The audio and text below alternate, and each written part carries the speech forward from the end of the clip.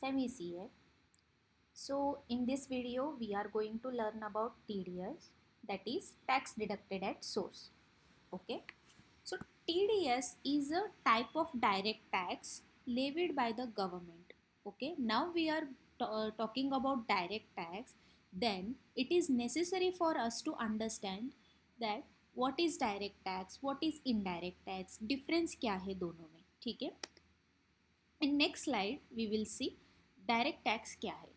तो अगर आप यहाँ पे देख पा रहे हो तो direct tax is the tax levied on tax payers income directly. मतलब यहाँ पे इंडिविजुअल टैक्स पेयर है एंड यहाँ पे गवर्नमेंट है. So individual tax payer directly government को जब टैक्स पे करता है, in that case we will tell it as direct tax or we will call it as direct tax. Okay. Now coming to indirect tax, tax collected by taxpayer from customer and paid to the government. यहाँ पे अगर आप देखोगे तो यहाँ पे middle man है. ठीक है. मिडल मैन क्या करेगा, कस्टमर से टैक्स कलेक्ट करेगा एंड गवर्नमेंट को पे करेगा. So customer is indirectly paying the tax to the government through this middle man. मतलब अगर यहाँ पे एग्जाम्पल लेंगे तो एक डीमार्ट है. डीमार्ट में आप शॉपिंग करने जा रहे हो तो बिल में आपको जीएसटी वगैरह ऐड करके बिल मिलेगा आपको. जो भी जीएसटी ये डीमार्ट कलेक्ट करेगा वो पे करेगा गवर्नमेंट को. कलेक्ट कहाँ से करेगा, कस्टमर से कलेक्ट करेगा. So this is indirect tax. Indirectly customer is paying tax to the government. So example of direct tax is income tax. Income tax में क्या होता है, हमारा जो सैलरी है या इनकम है उस पर डायरेक्टली टैक्स कलेक्ट करके हम टैक्स रिटर्न फाइल करके गवर्नमेंट को पे करते हैं डायरेक्टली. राइट.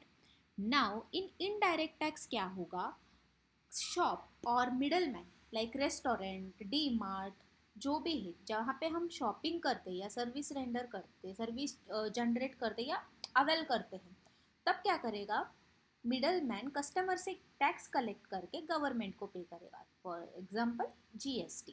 ठीक है. Now coming to next slide, direct tax system in India. Okay. Income tax department जो है 4 वेज में टैक्स कलेक्ट करती है टैक्स पेयर से. First one is self assessment tax. Self assessment tax क्या है, जो हमारा इनकम है उस पर हम टैक्स कैलकुलेट करके, असेसमेंट मतलब कैलकुलेट करना, टैक्स कैलकुलेट करके जब हम आईटी डिपार्टमेंट को पे करते हैं उसको हम बोलते हैं self assessment tax. Now coming to advance tax. Advance tax में क्या होता है, टैक्स हम एडवांसली पे करते हैं इनकम टैक्स डिपार्टमेंट को. इसके बारे में अपकमिंग वीडियोज़ में मैं एक डिटेल में वीडियो बनाऊंगी, तब डिस्कस करेंगे. And third one is TDS, that is tax deducted at source, and fourth one is TCS, tax collected at source. So in today's video we are going to learn about TDS. इसके बारे में briefly जानते हैं. ठीक है. Why there is a need of TDS? Before going to what, we need to check why there is a need of TDS. Government को क्या ज़रूरत आन पड़ी कि उसने TDS लगा दी. सो TDS जब नहीं था तब क्या हो रहा था कि टैक्स इवेशन हो रहा था. मतलब इंडिया में करोड़ों लोग हैं जो टैक्स फाइल नहीं करते या टैक्स बचाने की कोशिश करते हैं या गवर्नमेंट को करेक्ट टैक्स पे नहीं करते. Government can't keep an I on crores of people for the income tax returns. Right. For that what government is planning, what government has planned, that is to apply or levy TDS on the taxpayer. मतलब ये जो tax evasion है उसको रोकने के लिए, to curb that tax evasion, government has created TDS under income tax act 1961.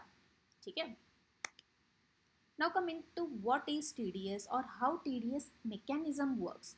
सो यहाँ पे अगर आप देखोगे तो ये lady, for example, she is a chartered accountant. Okay. And she is providing services to the clients, like for example audit services or income tax services to the client, and client in return paying the amount to the CA. so यहाँ पे TDS का role क्या है, जब ये service provide करेगी client को and she will send bill to the client, invoice, जो भी सर्विस इसका है उसका इनवॉइस करके क्लाइंट को भेज देगी. क्लाइंट तब क्या करेगा, लिमिट के हिसाब से, थ्रेशोल्ड लिमिट भी रहता है TDS में एंड परसेंटेज के हिसाब से. TDS कट करेगा एंड TDS पेमेंट में से डिडक्ट करके जो भी रिमेनिंग पेमेंट है वो CA को पे करेगा। एंड जो भी अभी स्लैब थ्रेशोल्ड लिमिट या परसेंटेज है वो डिटेल में मैं एक वीडियो बनाऊंगी, तब हम सीखेंगे। फिलहाल के लिए समझो कि प्रोफेशनल फीस जो है उस पर 10% TDS लगता है, ठीक है। वो लिमिट वगैरह भी मैं बाद में एक सेपरेट वीडियो बना के आपको बता दूंगी।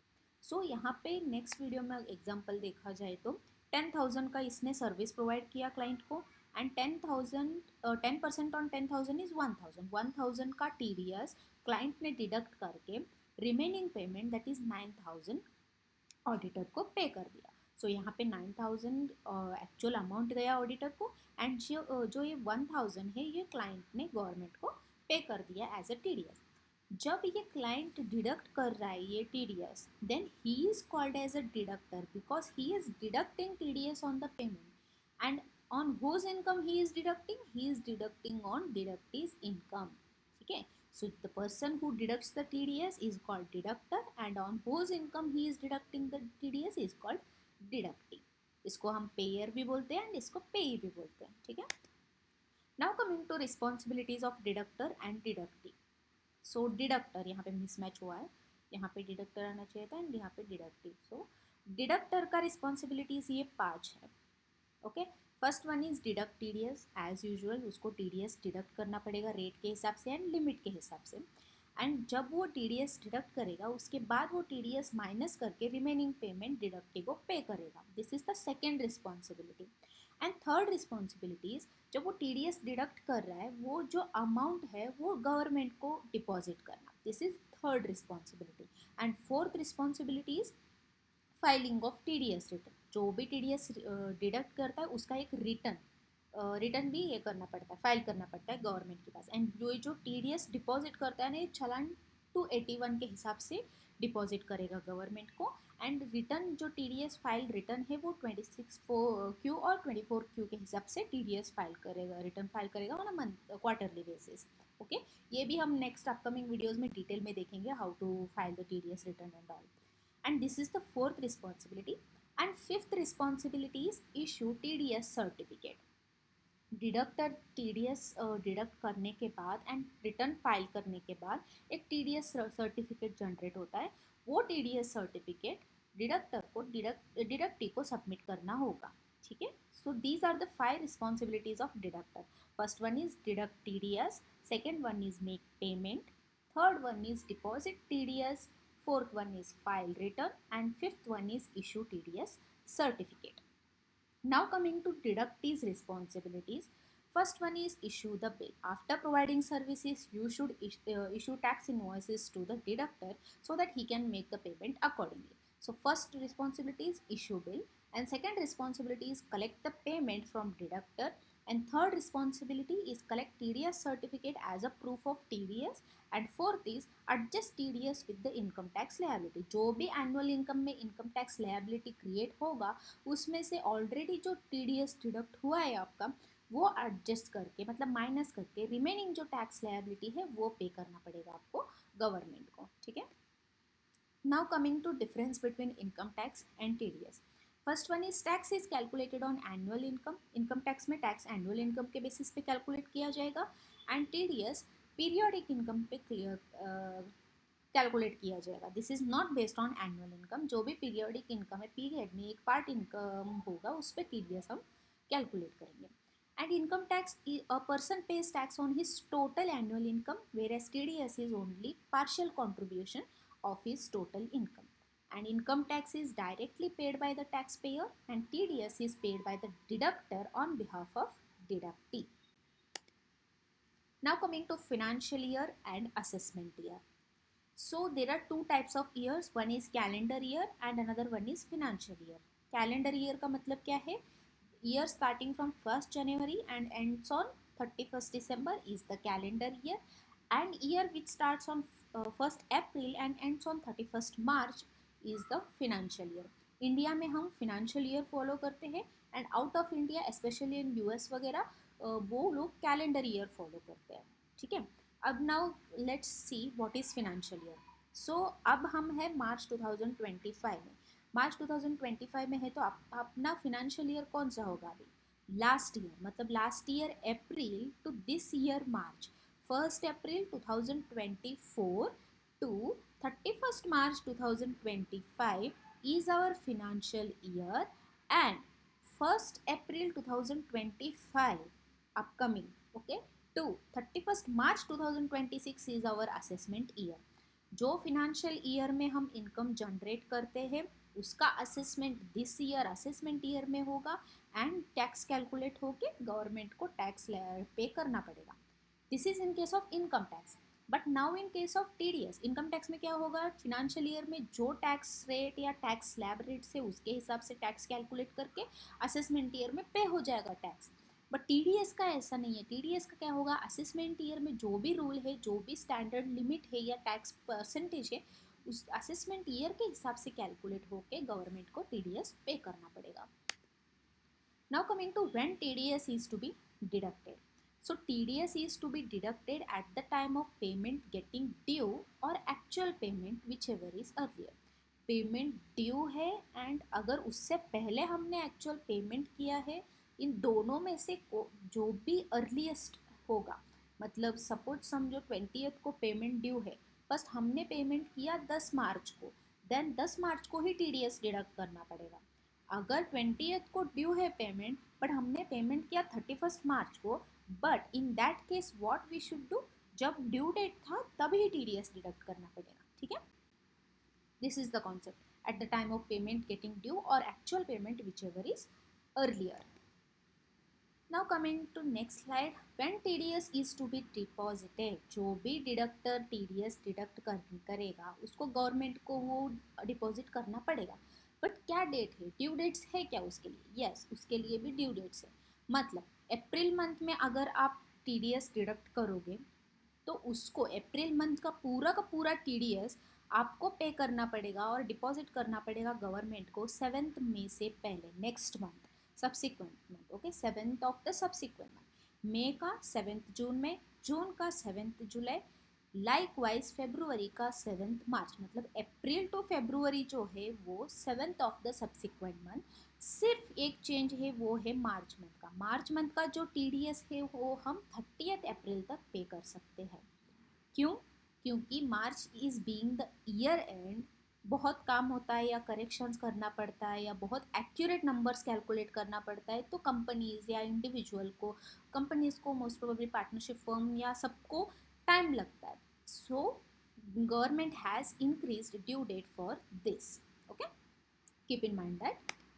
Next coming, who is liable to deduct TDS. TDS में सैलरी का भी होगा, नॉन सैलरी का भी होगा, एंड TDS रिटर्न भी दोनों का अलग अलग ही फाइल होगा, सैलरी का एक एंड नॉन सैलरी का एक. In case of salary, who is liable to deduct TDS? TDS is deducted in all cases whenever salary is more than taxable limit, that is INR 2,50,000. This is up to financial year 24 and 25. 2,50,000 से ज़्यादा अगर taxable income है तो in that case we need to deduct TDS as per tax slab rates. Okay, but from financial year 25-26 मतलब going forward limit होगा 4 लाख का. ठीक है, एंड TDS नॉन सैलरी में कंपनी अगर होगा तो company is 100% liable to deduct the TDS. Partnership firm is also 100% liable to deduct the TDS. But in case of individual and HUF, there are two limits. If it is a business, if individual is running a business or if HUF is running a business, last year का turnover consider किया जाएगा.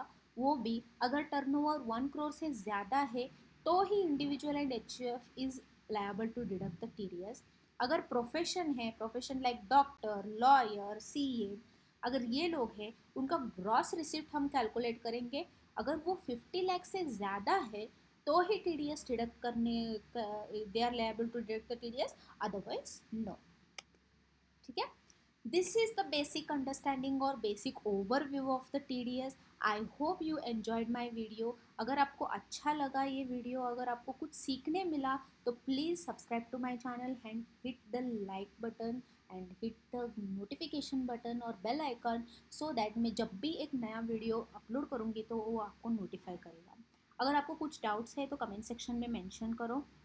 And stay tune for next series. Next upcoming videos में हम TDS के like rates, limits और TDS return कैसे file करना है, क्या करना है, वो सब देखेंगे।